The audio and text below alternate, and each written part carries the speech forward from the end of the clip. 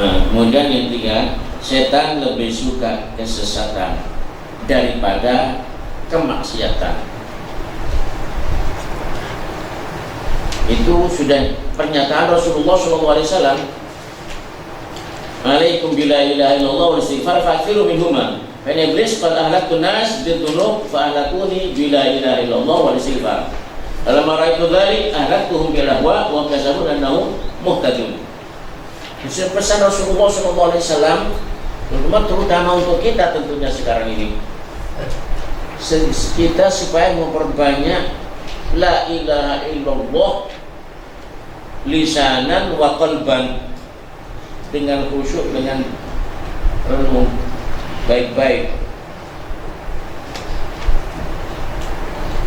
Saya sekarang sebenarnya di Pondok Baru itu sedang baca kitab Al-Ma'man Minad Dhalalah, tapi sekarang saya tinggalkan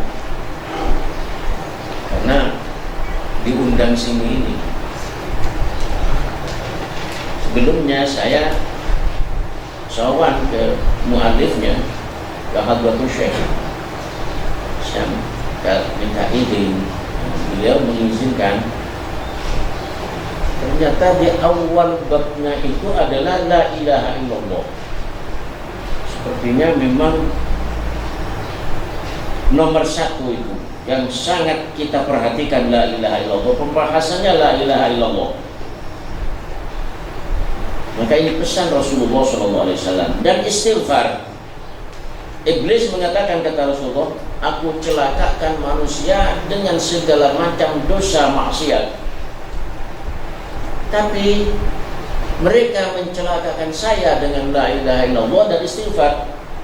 Artinya orang itu diajak maksiat, diajak mencuri, diajak korupsi, diajak nyopet, diajak zina, diajak berjudi, diajak mabuk-mabukan, mungkin kena, tapi dia sore istighfar kepada Allah, la ilaha illallah, maka dosa sehari ini disapu bersih, sehingga setan tinggal sambat-sambat patah punggungnya, tidak berhasil dibuat bulan-bulanan. Sore istighfar, dihapus lagi oleh Allah, seperti itu. Maka jerit-jerit iblis ini, mereka mencelakakan saya bekerja berjuang berhasil tapi gagal. Setelah aku sadar, maka tidak aku ajak maksiat orang ini, tapi aku ajak ke bid'ah, aku ajak ke ahwa bid'ah. Akhirnya mereka mengira benar, padahal sudah sesat, merasa benar, maka tidak akan tobat. Kalau orang melakukan maksiat tobat, kalau orang yang sesat bagaimana mau tobat? Mereka menyebarkan kesesatannya itu, menganggap itu ibadah yang paling afdol. Bahkan kalian berkumpul dengan orang aliran sesat seperempat jam saja pasti ngajak itu, karena menganggap mereka lah yang benar. Maka diajak kita biar sama-sama benarnya ke neraka. Orang ahli sunnah tidak mau ngajak, orang ahli sesat ngajak. Saya katakan gitu itu karena saya sendiri sudah pengalaman. Sudah banyak, bahkan masih belum sesat, masih agak miring, sedikit miringnya. Itu ada tokoh, bahkan saya dengar-dengar dia itu mursyid thariqah, kan berarti al-sunnah. Ketika saya bertamu pada dia itu, dia mengatakan, Ustaz, saya ini katanya tetangga saya ini Muhammadiyah, padahal saya tidak. Coba ini, mulai ngomong, loh kenapa karena saya ini kalau tarawih itu 8 rakaat. Itu memang dari orang tua saya itu, dari orang tua saya begitu. Nah, dia itu tarawih 8 rakaat. Jadi hanya Wahabinya satu kan? Hanya Wahabi dalam bab tarawih saja. Kalau tarawih ya Ahlussunnah berapa rakaat? Saya nggak tahu, jangan-jangan ada yang 8 di sini. Kalau ada yang 8 jangan ngaku. Dia mengatakan itu. Coba ini mau ngajak saya sebenarnya itu. Nah, makanya saya katakan ya pantas karena memang terawihnya Muhammadiyah 8 rakaat. Saya katakan itu. Nah Ustaz katanya. Nah ini mulai ini. Menurut Ustaz ini katanya lebih afdal mana tarawih 8 rakaat dengan 20 rakaat? Coba. Karena saya tidak mau debat, saya tahu kok mau debat. Ini kata tarawih itu kan sunnah. Ini tarawih itu sunnah. Orang tarawih 8 rakaat ya bagus, 20 rakaat ya bagus. Tidak tarawih bukan tidak jelek. Yang jelek itu orang tidak tarawih menyalahkan orang yang tarawih itu jelek. Sudah ada tarawih sendiri menyalahkan orang tarawih. Saya pura-pura itu tidak paham, tapi dia memaksa. Yang saya maksudkan Ustaz, tarawih 8 rakaat dan 20 rakaat yang lebih afdal itu yang mana? Coba itu. Maksud saya itu kau pakai uslubul hakim. Tadi barang ada uslubul hakim kan dibelokkan pura-pura tidak paham. Tapi dia memaksa. Oh, jadi yang lebih afdal berapa antara 20 dengan 8 menurut saya? Iya Ustaz. Kalau menurut saya 20 lebih afdal. Karena coba Fatihahnya 20, ini hanya 8 kan berarti kurang. Ini ada Fatihah 12, Fatihahnya 12. Satu huruf Fatihah berapa pahalanya? Ini kehilangan 12 Fatihah. Kemudian kehilangan berapa sujud, berapa rukuk. Kalau menurut saya 20 lebih afdal gitu sudah. Saya ingin tahu.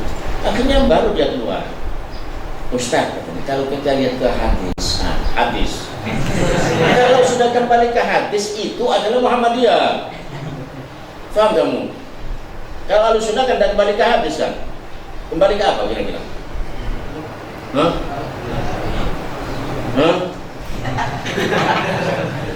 Saya jawab. Kalau Ahlussunnah itu tidak kembali ke hadis tapi kembali ke kitab, bukan hadis tapi ke kitab. Paham?